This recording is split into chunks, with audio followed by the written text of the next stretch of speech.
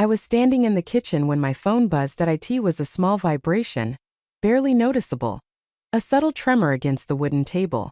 A sound so ordinary that most people wouldn't even turn their head. But sometimes, life hides its biggest storms inside the smallest sounds. I wiped my hands on the towel and picked up the phone. It was my son. Just seeing his name always warmed my heart. For 40 years, that name had been the center of my world. Every memory, every sacrifice, every prayer I had whispered in silence somehow revolved around him. But that night, the message was different. You won't be joining us tonight. My wife prefers to keep the evening just for close family. For a moment, I couldn't process it. I blinked. Then I read it again. Slowly, carefully. You won't be joining us. Those words sat there on the screen, cold, unforgiving. Suddenly, the kitchen, which had been my sanctuary for decades, felt alien. This was the same kitchen where I had cooked thousands of meals for him.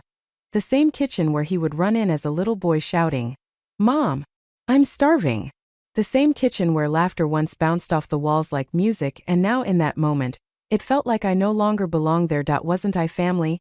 Wasn't I the one who held him the first time he cried? Wasn't I the one who stayed awake night after night when he had fevers? Wasn't I the one who worked extra shifts so he could attend a better school? 40 years of memories rushed through my mind, like a flood I could not control. The first time he called me Mom. The first day of school when he held my hand tightly, scared to step into a new world. The nights I stayed beside him while he struggled with homework. The mornings I woke up before sunrise to make sure he never left the house hungry. Every sacrifice. Every tear. Every whispered prayer. And suddenly one short message made it feel like none of it mattered. Have you ever experienced that kind of silence? Not the silence of an empty room, but the silence inside your chest. The silence that comes when your heart is trying to understand something your mind refuses to accept. That night, I sat down at the kitchen table. The same table where I used to pack his lunch for school. The same table where birthdays were celebrated with cake and laughter. The same table where he once told me his biggest dreams. Now it was just me, and the quiet ticking of the clock. Minutes passed. Then an hour. MYT went cold beside me, and slowly, a painful thought formed in my mind. Maybe I was no longer needed. You see, when you spend your entire life being needed by someone, the moment they stop needing you feels like losing your purpose. For decades my life had one clear meaning: be there for my son. Everything else came second. My dreams, my hobbies, my time, my energy, all revolved around him. And I never regretted it. Because love makes sacrifice feel natural. But that night, something became painfully clear. When you build your entire identity around someone else, you risk forgetting who you are without them. And that realization is terrifying. Because if you're not someone's mother, if you're not someone's daily support system, then who are you? That question haunted me for days. Who am I now? The next morning I woke up early. The house was quiet. Sunlight slowly filled the living room. For years my mornings had been full of responsibilities. Preparing breakfast, checking schedules, solving problems, running errands. But that morning, there was nothing urgent waiting for me, and no one needed me. And strangely, that emptiness felt both painful and peaceful at the same time. I made a cup of tea and walked to the living room window. I watched the sun rise slowly, its golden rays spilling across the neighborhood. For decades, I had watched sunrises too. Always rushing, always distracted, always focused on someone else's needs. This time, I just watched, and in that moment, I felt something I hadn't felt in years. Freedom. It was terrifying and exhilarating all at once. Because freedom also meant choice. I could choose to sit here, feeling abandoned, letting the message consume me. Or I could step outside and reclaim pieces of myself I had forgotten existed. I chose the latter. I put on my shoes, grabbed my jacket, and stepped outside. The morning air was crisp, birds were singing in the trees. The scent of fresh earth lingered after last night's rain. Children played in the distance, their laughter echoing softly, and as I walked, memories of my younger self started flooding back. Not as a mother, not as a caretaker, not as a provider, but as a woman who once had dreams, passions, and desires. I remembered the sketches I used to draw as a teenager. I remembered the books I devoured late at night, staying awake because the stories consumed me. I remembered the songs I sang loudly in my room, unaware of the world beyond my walls. All of that was still inside me, buried under decades of responsibility and love for someone else, and I realized the life I had been living, while beautiful and meaningful, was only part of my story that I remembered the small victories of motherhood. The first time he rode a bicycle without training wheels, the first time he stood on stage for a school performance, the first time he came home with a proud report card. Every one of those moments had been magical, but I had let my identity merge entirely with his. For 40 years I had defined myself as his mother, and that was not a mistake. It was beautiful. But now I needed to remember who I was outside of that role. The next week, I started small. A walk around the neighborhood, taking time to notice things I had ignored. The flowers blooming by the roadside, the gentle sway of tree branches, the quiet smiles of neighbors tending to their gardens. And then I pushed further. I signed up for a painting class at the local community center. I hadn't touched a brush in decades. The idea of painting again made me nervous, almost afraid. But deep inside, I felt a spark, a reminder that there was still creativity in me, waiting to be expressed. The first day was awkward. I didn't know anyone and my hands felt clumsy holding the brush. Every stroke felt wrong, unskilled, imperfect. But the other students encouraged me. There was Clara, a woman in her 60s who had lost her husband 2 years ago. There was Daniel, a retired teacher rediscovering his love for color. There was Maria, a grandmother finding joy in music through painting. Through them, I realized that life doesn't always follow the story we imagine. Sometimes it twists, turns, and throws obstacles in ways we never anticipated. But those twists and turns, they are not punishments. They are invitations. Invitations to grow. Invitations to rediscover. Invitations to become more than we ever thought possible. Week after week, painting became more than a hobby. Every brush stroke felt like healing. Every color expressed something words could not. I started journaling. I wrote about my pain, I wrote about my fears, I wrote about the moments of joy that returned. Some entries were filled with excitement. Today I painted a tree. Not perfect but alive. Some entries were filled with struggle. I still feel the sting of that message. I still feel abandoned. But I am here. I am moving forward. Through writing I began to understand something profound. Pain doesn't disappear just because you choose to move on. Pain lingers, but its weight changes when you start building something new. I spent hours reflecting on my son. I forgave myself for the years I had felt too dependent on his acceptance. I forgave him too, for not knowing how to include me in his new life. And slowly, I realized something remarkable. The very thing that hurt me the most had pushed me toward the life I was meant to live. The mornings had started to feel different and no longer filled with endless routines, errands, or the constant hum of someone else's needs. Instead, each sunrise brought something new, a chance to rediscover myself. I began walking longer distances, noticing things I had ignored for decades. The way sunlight hit the pavement, the chirping of birds, the soft laughter of children playing. Every step became a meditation. Every breath became a reminder that life still had meaning. And yet, the emptiness still lingered. I would pause sometimes, sitting on a park bench, staring at the horizon and thinking, who am I outside of my roles? Outside of my responsibilities? Outside of the life I built for someone else? It was terrifying and liberating. Because freedom demands courage. I decided to push myself further. The community center had other classes besides painting. I signed up for yoga. The first session was humbling. My body felt weak, my mind restless. But the instructor, a calm woman named Shahana, reminded me, every movement is a step. Every breath is a beginning. You are here. That is enough. Her words stayed with me. I started to notice subtle changes, not in my body, but in my mind. I felt more grounded, more patient, more present. And the more I explored, the more I realized how much of my life I had been living on autopilot. Every moment spent in service of others was beautiful, but I had neglected the service I owed to myself. In painting class, the brushes began to feel like extensions of my own hands. Every stroke became a story. Every color, an emotion point. One afternoon, Clara, the woman I had met months ago, smiled at me. You've changed, she said. Not just your technique, but something in your eyes. There's peace there. Her observation startled me. Had I truly changed? I looked down at my canvas, then at my hands, then out the window at the sunlight glimmering on the leaves. Yes, something inside me had shifted. I wasn't just healing. I was growing. Transforming. Then came the writing workshop. I hadn't written creatively in years. Work, motherhood, and endless responsibilities had left no room for dreams or imagination. But now, I allowed myself to put pen to paper. At first, the words stumbled. I wrote about my childhood, about fears I had buried, about dreams I had abandoned, and then I wrote about the pain, the message that had changed everything. You won't be joining us tonight. For the first time, I examined it not with bitterness but with curiosity. Why did it hurt so much? What did it reveal about me? What lesson was hidden in this rejection? Through writing, I discovered that pain has layers. The first layer is hurt. The second layer is reflection.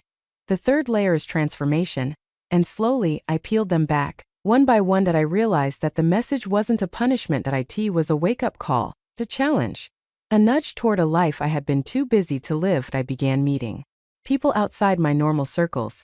There was Daniel, a retired school principal who had never touched a brush in his life, but now painted landscapes like he had been doing it for decades. There was Maria, a grandmother rediscovering music through color. Each person carried a story of resilience, of loss, of self-discovery. Through them, I learned that no matter how old we are, no matter how late it seems, life always offers a second chance. But it requires courage. The courage to begin again. The courage to feel deeply. The courage to accept uncertainty. I began volunteering at the local shelter. At first, it was just a way to fill time. But it became much more.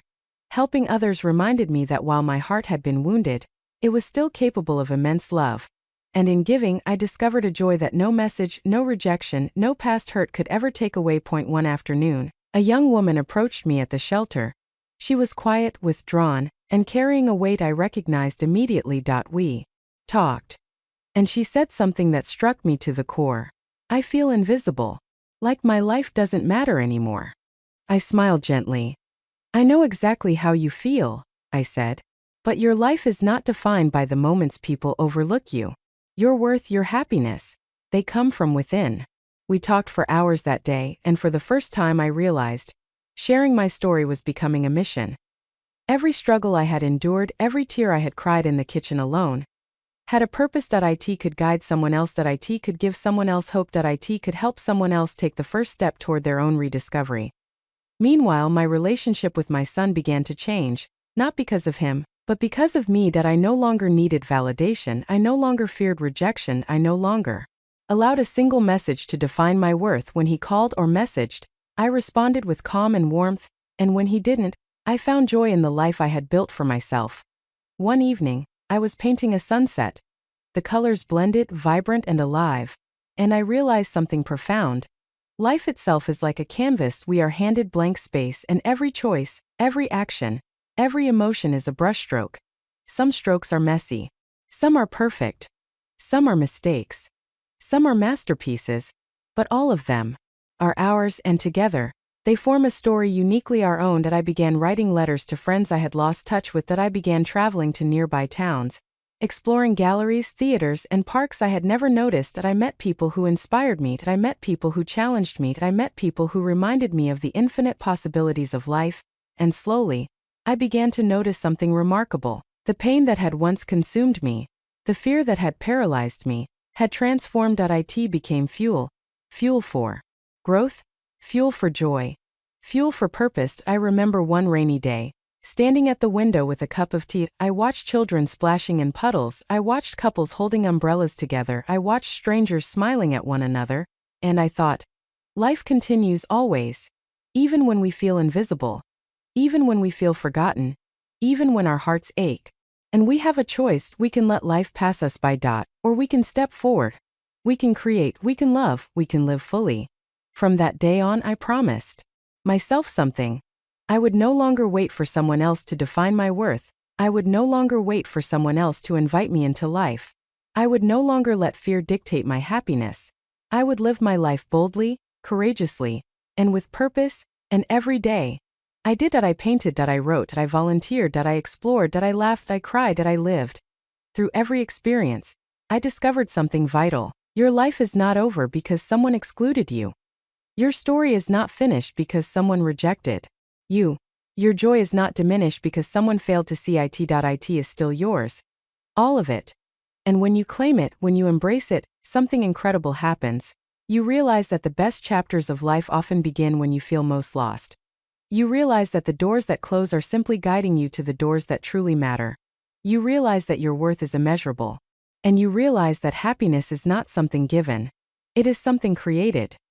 The winds of change had started softly, almost unnoticed, that I remember waking up one morning with a feeling I couldn't name, an unfamiliar lightness, as if my soul had grown taller while my body slept for decades.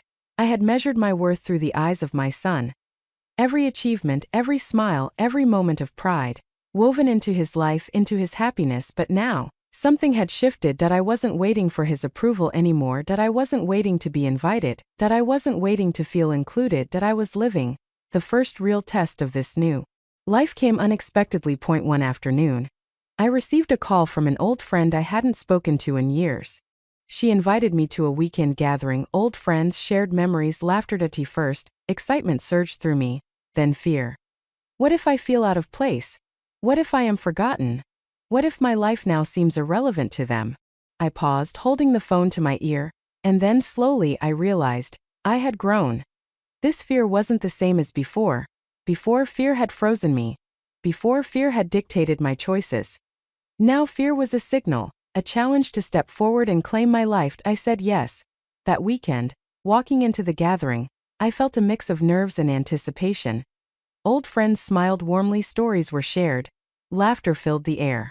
And I realized, life is about participation, not permission. I didn't need validation to exist joyfully among them, that I simply existed, and that was enough. That evening, sitting in the garden under the twinkling lights, I thought about the journey that had brought me here. The heartbreak, the rejection, the long nights alone in the kitchen, the cold buzz of a message that once made me question my purpose. All of it had led me to this clarity. My life's value was never contingent on someone else's acceptance. That it had always been inherent. The next challenge came in a different form. I was invited to speak at a local women's group. At first, I hesitated. Public speaking had never been my strength, and yet, when I reflected, I realized that my story, my pain, my journey, my rediscovery, might help someone else. That thought fueled me. That I prepared my speech, not for perfection but for honesty. The night of the event, I stood before an audience of strangers, some young, some older, all with their own struggles. That I began to speak about the message that once broke my heart, about the days I felt invisible, about the years I spent measuring my worth through someone else's eyes, and about the journey back to myself. That I shared my pain openly, my tears glistening in the soft stage lights. And then, I shared my hope. That I told them about the painting classes, the writing workshops, the walks in the park. That I told them about Clara, Daniel, Maria, and all the people who reminded me that life is full of second chances. I told them that happiness is not given. It is created. By the end of the night, women came up to me, their eyes shining. Your story gives me hope. I feel like I can start again. Thank you for showing me that it's never too late. And in that moment, I realized something extraordinary. Pain is powerful, but transformation is even more powerful. That week, I began mentoring young women in the community, sharing my lessons, listening to their fears, helping them rediscover the power within themselves. Every conversation reminded me, our experiences, no matter how painful, are not just ours. They are lessons for others. Meanwhile, life at home continued. That I started receiving messages from my son, but now they felt different. Not demands, not invitations with conditions, just connections. And I realized that distance does not diminish love. Sometimes it strengthens it. Sometimes it clarifies it. One morning I walked to the park and saw a young girl struggling to ride her bike. I approached her and gently encouraged her. You can do it, I said. Keep trying. Don't give up. Her smile after she succeeded reminded me of my own childhood, of the moments my son had struggled, of the times I had held him steady, of the love that had never left me, even when unacknowledged. Life has a funny way of teaching lessons. Sometimes the very things we thought broke us are what rebuild us stronger than before. Weeks turned into months. I began traveling more, exploring cities I had never visited, taking photographs of sunsets, old buildings, street musicians. Every frame, every color, every moment captured the beauty I had rediscovered in life. And then came another turning point. One evening, while painting a mural at the community center, I received a message from my son. Mom, would you like to join us for a small family dinner? At first, I paused. Old emotions surged: hesitation, doubt, fear. But this time I understood the truth. My joy, my peace, my worth did not depend on this invitation. I smiled. Yes, I replied. Not because I needed validation, not because I sought approval, but because love is a gift, and I chose to give and receive it freely. That dinner was warm, filled with laughter, stories, and connection. I sat quietly, watching my son interact with his family. And for the first time, I didn't feel excluded. I felt proud. I felt complete. I felt alive. Because the life I had built, the courage I had mustered, the self-love I had cultivated, had prepared me not just to survive, but to thrive. From that moment on, I knew something essential. Happiness is not a destination. It is not in someone else's hand. It is not a message, a smile, or an invitation. Happiness is created. It is nurtured. It is chosen. And I chose it. The transformation was not instantaneous. It was slow. It was subtle. It was persistent. I began waking up each day with gratitude. Gratitude for the pain that once consumed me. Gratitude for the lessons that shaped me. Gratitude for the people, strangers and friends alike, who reminded me of life's beauty. I traveled further, met more people, shared my story widely, and everywhere I went the lesson became clear. We are not defined by others' acceptance. We are not measured by inclusion. We are not validated by external approval. We are measured by our courage, our resilience, our ability to rise after every fall. I began painting larger works, murals, landscapes, vibrant abstracts. Every brushstroke was a testament to survival, growth, and self-expression. I wrote essays and reflections that reached thousands online. I spoke at schools, community centers, and conferences, and everywhere I went, one phrase echoed: it's never too late to start again. One evening, I reflected deeply on my journey.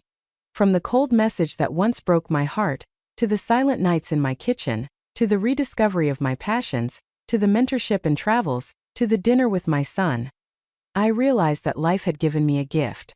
Not the gift of perfection, not the gift of unbroken days, but the gift of transformation, and that transformation is available to anyone. It begins with courage, it continues with persistence, it thrives with self-love. No matter the pain, no matter the rejection, life always offers another chance. If this story touched your heart, if it reminded you that your life, your happiness, and your worth are in your own hands, share this video with someone who needs to hear it today.